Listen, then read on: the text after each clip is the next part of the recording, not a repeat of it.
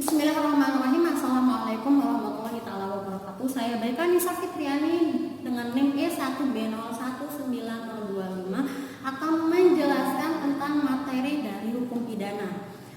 Materi yang pertama tentang konsep dasar dari hukum pidana sendiri. Pengertian dari hukum pidana ialah hukum yang mengatur suatu pelanggaran terhadap undang-undang, yang dimana pelanggaran dan kejahatan dari suatu kepentingan umum dan suatu kepentingan individu. Dan barang siapa yang memperbuat yang dilarang dalam hukum pidana akan diancam dan dikenakan sanksi yang telah ditentukan. Dan materi yang berikutnya ialah fungsi tentang hukum pidana. Fungsi tentang hukum pidana terbagi menjadi dua bagian, yang dimana ada fungsi secara umum dan fungsi secara khusus. Fungsi hukum pidana secara khusus ialah untuk melindungi suatu kepentingan hukum terhadap perbuatan-perbuatan yang melanggar dari suatu hukum pidana tersebut.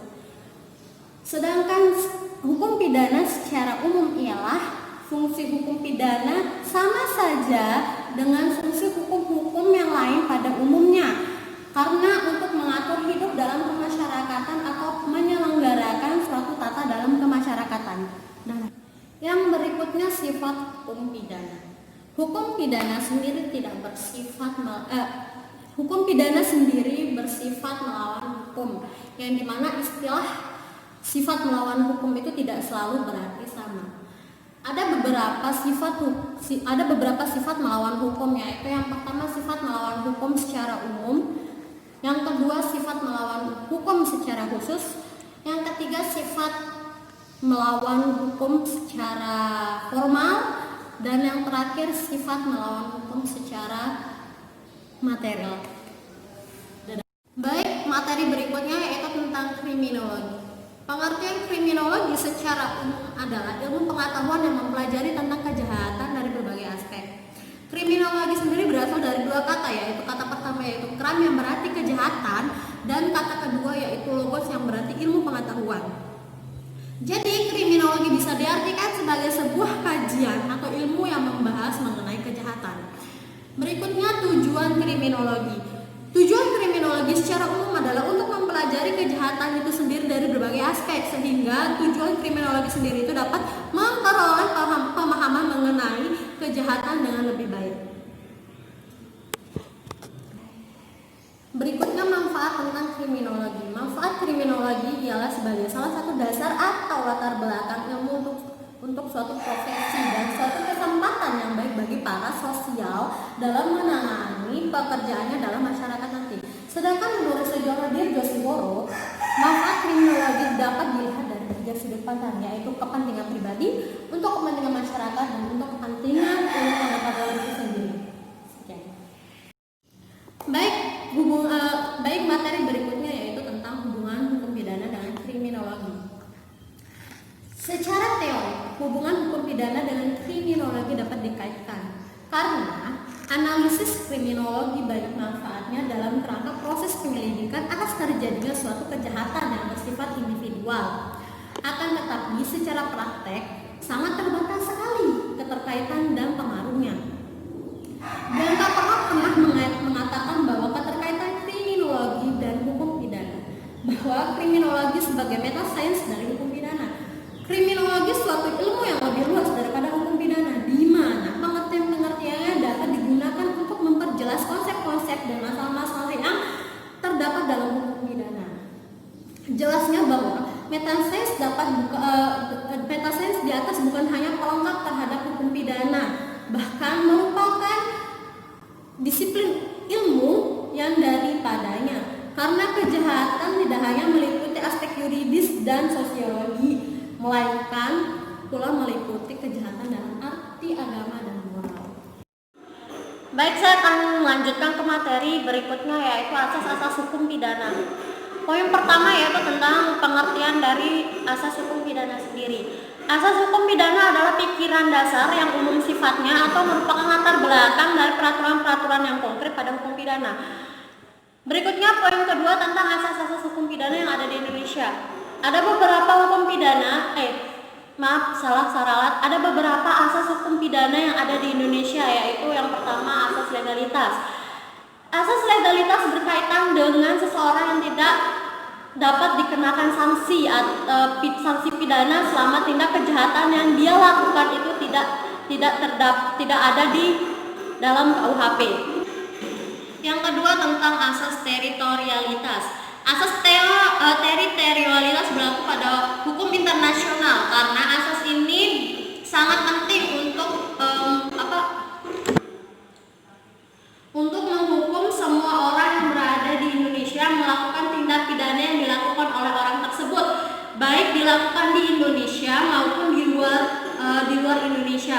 Akan tetapi asas teritorialitas ini berisi asas positif yang dimana tempatnya berlaku seorang pidana itu berdiam diri. Tentang asas nasional aktif yang dimana asas personalitas membahas tentang KUHP terhadap orang-orang Indonesia yang melakukan tindak pidana di luar negara Indonesia itu sendiri.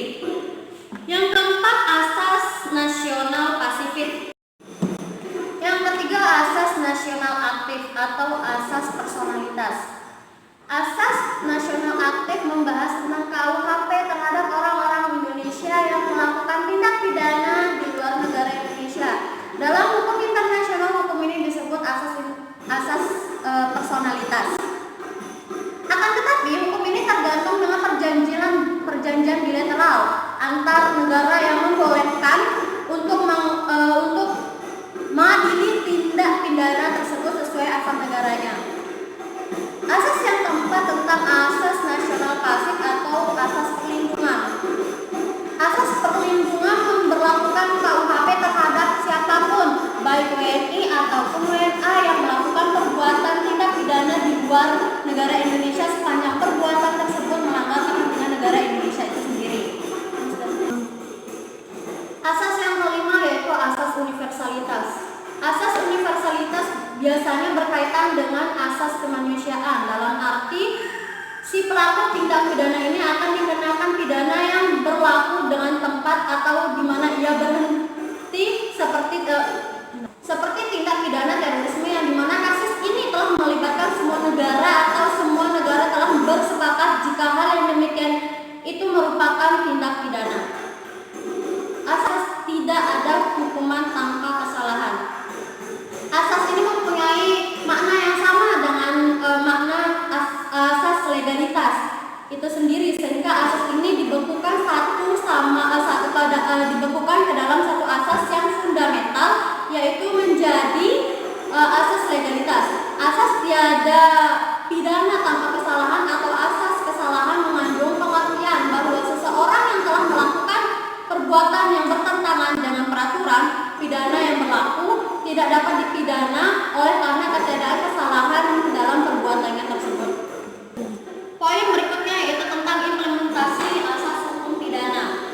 Implementasi asas hukum pidana dalam pasal-pasal yang ada di KUHP, yaitu yang pertama asas legalitas, asas larangan berlaku surut yang terimplementasi dalam pasal 1 ayat 1. Yang kedua asas ketentuan yang menguntungkan bagi tersangka terimplementasi dalam pasal 1 ayat 2 dan 3. Yang ketiga asas personalitas yang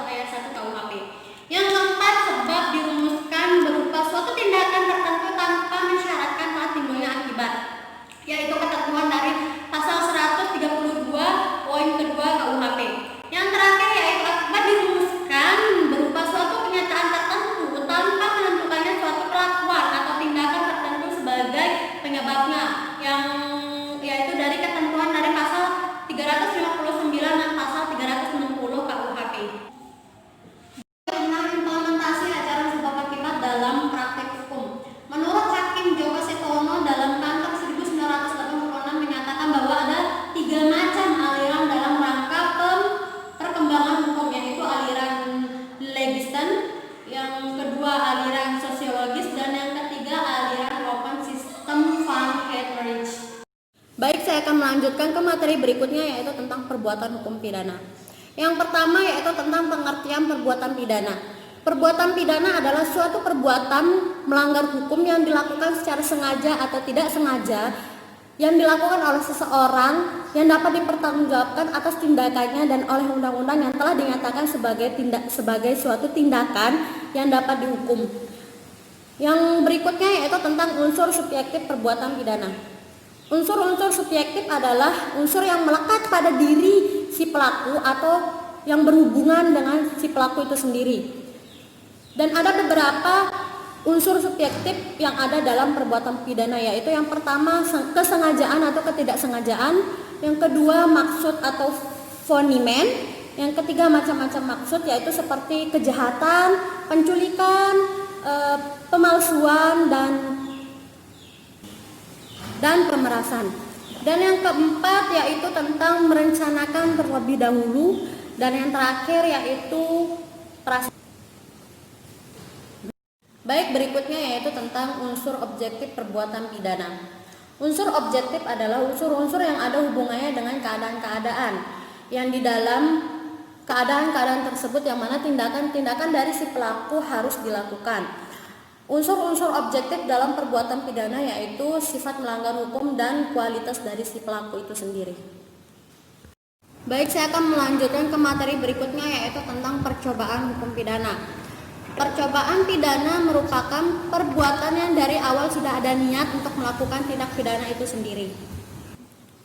Berikutnya yaitu teori percobaan pidana.